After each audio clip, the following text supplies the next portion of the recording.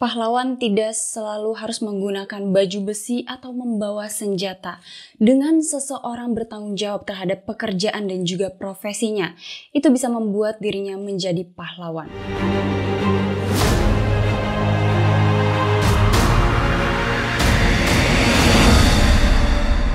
Assalamualaikum warahmatullahi wabarakatuh. Hai, halo. Terima kasih kamu udah klik video ini. Ketemu lagi sama aku, Tamara Delv. Masih dari request kalian. Tapi hari ini aku tidak akan membahas pesawat karena aku akan memberikan kesempatan kepada yang lain yang ingin membahas topik lain. Jadi hari ini aku akan membahas tentang tragedi Bintaro 2. Kalian harus nonton sampai terakhir karena aku akan memberikan pengumuman pemenang giveaway. Dan inilah tragedi Bintaro 2. Berdasarkan laporan investigasi kecelakaan lalu lintas dan angkutan jalan yang dikeluarkan oleh KNKT pada tahun 2014 tentang tragedi Bintaro 2 pada tahun 2013 dengan kronologi. Hari Senin tanggal 9 Desember 2013, tepat pada pukul 10 pagi waktu Indonesia bagian Barat, sebuah mobil tangki Pertamina akan berangkat dari depo terminal pengisian bahan bakar dari daerah Pelumpang, Jakarta Utara. Mobil tersebut mengangkut 24.000 liter premium yang akan didistribusikan ke daerah Bintaro, Jakarta Selatan. Di hari yang sama, pada pukul 10.53 waktu Indonesia bagian Barat, ada sebuah komuter lain atau KRL dengan nomor 1131 berangkat dengan membawa 8 rangkaian kereta dan juga membawa penumpang dengan tujuan stasiun Serpong menuju ke stasiun Tanah Abang. Menurut jadwal, KRL ini akan singgah di beberapa stasiun. Yang pertama adalah stasiun Sudimara, yang kedua adalah stasiun Jurangmangu, yang ketiga adalah stasiun Pondok Ranji, dan yang terakhir adalah stasiun Tanah Abang. Menurut laporan hasil investigasi diketahui cuaca pada saat itu berawan namun tidak hujan, jarak pandang normal, dan tidak ada laporan mengenai kemacetan lalu lintas. Pada pukul 11.01 KRL ini tiba di stasiun Sudimara. Kemudian pada pukul 11.02 KRL ini diberangkatkan menuju ke stasiun Jurangmangu. Pukul 11.07 KRL ini tiba di stasiun Pondok Ranji dan pada pukul 11.09 KRL ini diberangkatkan menuju ke stasiun Kebayoran dan pada pukul 11.15 terjadi kecelakaan antara KRL dengan mobil tangki Pertamina. Kecelakaan ini terjadi di pintu lintasan nomor 57A di daerah Pondok Betung, Jakarta Selatan. Akibat terjadinya kecelakaan ini atau tabrakan ini menimbulkan kobaran api yang melahap seluruh dari mobil tangki Pertamina dan bagian depan dari KRL, juga bangunan-bangunan sepanjang 15 meter dari lokasi kecelakaan. Akibat dari kecelakaan ini 7 orang meninggal dunia, 5 orang luka berat dan 81 orang luka ringan. Masyarakat membantu proses evakuasi untuk membawa korban-korban ke rumah sakit terdekat.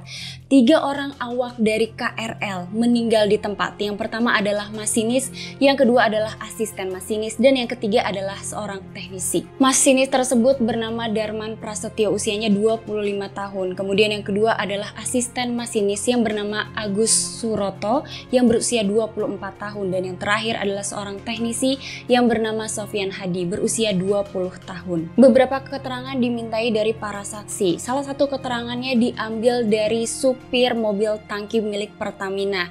Ia mengatakan pada saat ia melaju di perlintasan kereta api, pada saat itu tidak terdengar adanya sirine atau rambu atau bahkan palang perlintasan kereta api ini tidak menutup.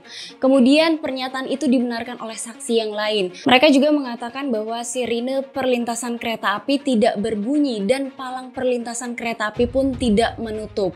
Dari warga sekitar juga diketahui bahwa pada saat terjadinya tabrakan tidak terdengar adanya suara ledakan. Barulah sesaat kemudian terdengar beberapa kali ledakan. Kemudian ada saksi dari penumpang kereta naas tersebut yang menceritakan pada saat itu kereta tidak melaju kencang. Bahkan terasa ada 2 kali usaha dari masinis untuk melakukan melakukan pengereman. Dari keterangan pengemudi mobil tangki ini diketahui pada saat terjadinya tabrakan, mobilnya kemudian terdorong dan terguling beberapa meter. Ia dan kernet yang ada di sampingnya ini berusaha untuk keluar dari mobil tersebut dengan cara memecahkan kaca depan mobil tangki tersebut. Setelah akhirnya bisa pecah, kemudian mereka bisa keluar dan langsung dievakuasi oleh warga sekitar. Dari hasil laporan investigasi diketahui ada beberapa faktor yang mengakibatkan terjadinya kecelakaan ini. Yang pertama adalah karena mobil tangki masih berada di ruang perlintasan KRL. Dan pada saat itu mobil tangki melaju dengan kecepatan yang tidak seharusnya. Kecepatan seharusnya adalah 12,8 km per jam. Namun pada kenyataannya kondisi dari rel kereta api tersebut bergelombang dan juga rusak sehingga menghambat laju dari mobil tangki tersebut. Yang berikutnya adalah karena adanya lengkungan di jalur kereta api tersebut sehingga membuat masinis baru melihat adanya mobil tangki tersebut di jarak 107 meter. Sementara di jarak 107 meter tidak bisa membuat kereta ini tiba-tiba berhenti. Mengutip dari tribunnews.com diketahui bahwa KRL dengan nomor 1131 ini delay, terlambat keberangkatan karena ada perbaikan AC di dalam KRL tersebut. Mengutip dari Viva News diketahui sebelum terjadinya kecelakaan, ada sebuah tindakan heroik yang dilakukan oleh 3 awak KRL. Pada saat itu menurut saksi yang menceritakan kepada media, ia melihat sesaat sebelum terjadinya kecelakaan, sang teknisi ini keluar dari kabin masinis untuk kemudian memberitahu para penumpang agar mereka mundur ke gerbong belakang. Saat itu para penumpang yang ada di gerbong pertama atau gerbong khusus wanita dalam keadaan berdesak-desakan karena gerbong tersebut sangat penuh, sehingga mereka cukup kesulitan untuk mengikuti instruksi dari teknisi Sofyan. Kemudian pada saat semua orang sedang berdesak-desakan, teknisi Sofyan melihat ada seorang anak kecil yang terlepas dari orang tuanya. Teknisi Sofyan langsung membawa anak tersebut ke gerbong ketiga.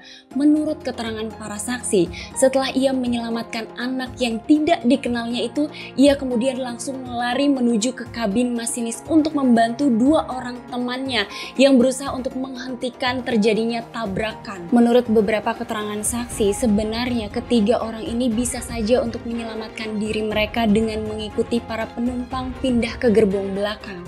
Tapi hal itu tidak dilakukan oleh ketiga orang tersebut. Mereka lebih memilih untuk menyelamatkan penumpang dengan cara berusaha menghentikan kereta tersebut. Sementara saksi lain menceritakan bahwa pada saat terjadinya tabrakan, seketika kemudian kereta berhenti dan juga lampu di dalam kereta itu tiba-tiba mati dan pintu dari kereta tidak bisa dibuka, sehingga banyak penumpang laki-laki yang berusaha untuk memecahkan jendela KRL dibantu oleh warga sekitar. Setelah kaca pecah, kemudian para penumpang ini berusaha untuk keluar dari kaca jendela karena mereka takut ada kejadian buruk terjadi setelah itu. Dan benar saja, setelah mereka keluar dari kereta tersebut, terdengar beberapa kali ledakan. PT KAI menyiapkan kereta penarik untuk dapat memindahkan kereta naas tersebut dan juga diperlukan alat-alat berat untuk dapat memindahkan mobil tangki milik Pertamina, dan setidaknya dibutuhkan waktu 3 bulan untuk menginvestigasi kecelakaan ini. PT KAI memberikan penghargaan dengan kenaikan pangkat 2 tingkat terhadap masinis dan juga asisten masinis, dan untuk teknisi Sofyan setelah sebelumnya menjadi pegawai kontrak maka diangkat menjadi pegawai tetap. Sebuah prasasti dibangun di stasiun Tanah Abang untuk mengenang dedikasi ketiga awak KRL, dan juga nama-nama dari ketiga pahlawan ini dijadikan nama dari balai-balai pelatihan milik PT KAI. Sebenarnya ketiga pahlawan ini dihadapkan pada 2 pilihan, lari ke belakang namun banyak nyawa yang tidak terselamatkan, atau lari ke depan untuk menghentikan kereta dan banyak nyawa yang diselamatkan. Nah, sesuai janji aku di awal video, hari ini aku akan mengumumkan pemenang dari giveaway t-shirt ini. Kalian masih ingat nggak? Aduh, susah megangnya. Nih, t-shirt ini. Jadi, aku akan membacakan dulu DM pemenang hari ini. Yang pertama adalah kisah tentang naik pesawat dari seseorang yang bernama Ina Madina. Jadi Kak Ina ini punya pengalaman pada saat dia OJT di Auri Yogyakarta, dia berkesempatan untuk bisa naik pesawat militer. Itu jarang banget bisa dirasain sama semua orang ya, karena Kak Ina ini pada saat itu sedang ada OJT dari SMK Penerbangan. Nah sekarang Kak Ina sudah kuliah di semester 2, kita doakan semua cita-cita dan juga keinginannya, karena keinginan Kak Dina ini salah satunya adalah menjadi pilot atau pramugari. Semoga keinginannya tercapai. Selamat Kak Ina. Dan pemenang yang kedua adalah Kak Miftah Najah dari kota Yogyakarta. Nah Kak Miftah ini menceritakan bahwa pengalaman pertamanya pada saat naik pesawat adalah sekaligus pengalamannya masuk ke ruang kokpit. Jadi pada saat dia turun dari pesawat, lagi foto-foto selfie sendirian, dipanggil sama pilotnya untuk masuk ke ruang kokpit. Dan disitulah pertama kalinya dia melihat ada tombol-tombol menyala di ruang kokpit. Dan dia sempat nanya sama pilotnya, jadi pilot itu susah nggak sih Pak? Dan pilotnya bilang nggak susah, yang penting sekolah yang rajin.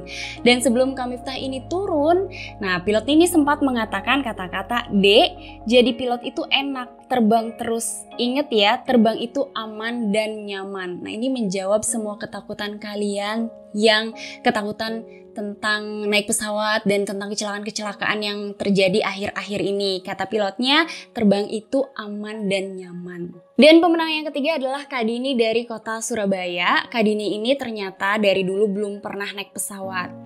Sampai akhirnya dia mengatakan pada dirinya sendiri bahwa suatu saat nanti saya akan naik pesawat dan itu gratis.